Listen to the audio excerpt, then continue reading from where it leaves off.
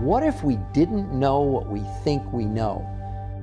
People that are trendsetters that are making a difference in the world. What is this TDOS syndrome? The TDOS syndrome? TDOS syndrome. Walked in my doctor's office 11 years ago and he said to me, if you don't do something drastically different today, you're never going to meet your grandkids.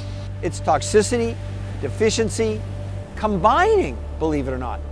Who wants to take a guess what's the #1 killer in the United States? #1 killer in North America is stress. We got to do something different. We have to have a new conversation or we're going to find ourselves in exactly the same place we are, only it's going to get worse and worse and worse and worse. T is for toxicity, the D is for deficiency, the O is for being overweight, and the S is for stress. And those 4 cofactors, they're deadly enough on their own.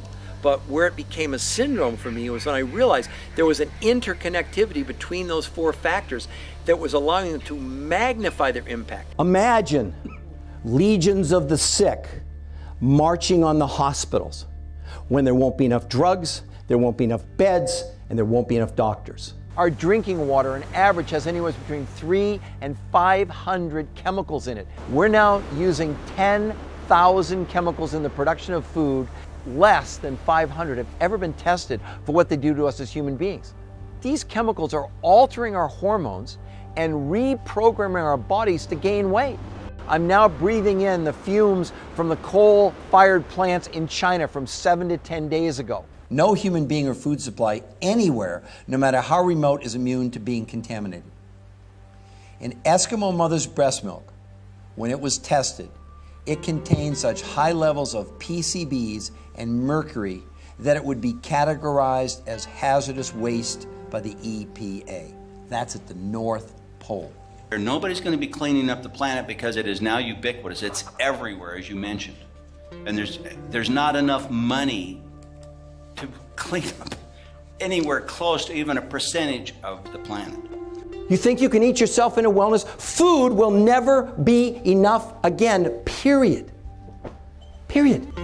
What the body does, it actually takes the toxin and stuffs it in a fat cell. And no amount of exercise and no amount of regular dieting will remove the toxins. They've measured athletes in sweat. There's no toxins being removed in exercise at all. We've got 70% of America overweight. I do not believe all of those people are not trying to diet and aren't exercising. That's a bunch of bull. Well, they just did a study on obese children, and they found that the majority of those children actually were suffering from rickets and scurvy, which are diseases of malnutrition. For the first time in the history of the world this year, more children will die of obesity than starvation. The food companies have spent almost $1 billion trying to determine how they can get us to eat more. They have created something called the bliss point. And what they did, they actually did brain scans on children and adults, and they found there was a point where the combination of salt, sugar, and fat stimulated but didn't fill you up.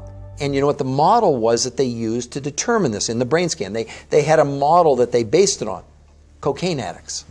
It's a little bit like what the tobacco companies did when the tide started to turn against them. There was one study that said the thought of going on a diet raises your stress and your cortisol in the human body. Stress is big business, toxicity is big business, nutritional deficiency is big business. This is what we've been talking about, is that it's a case of the emperor's new clothes. Everyone knows all this stuff is going on.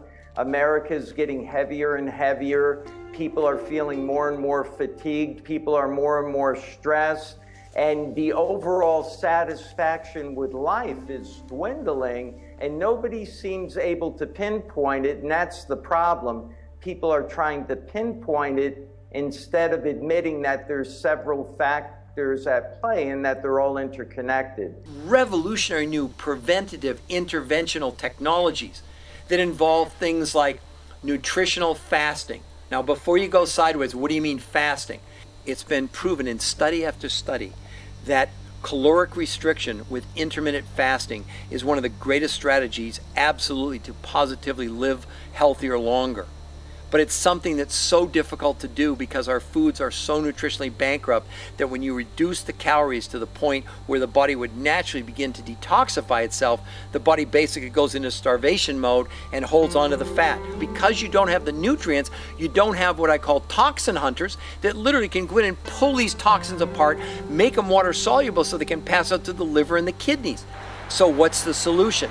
What we need is nutritional density.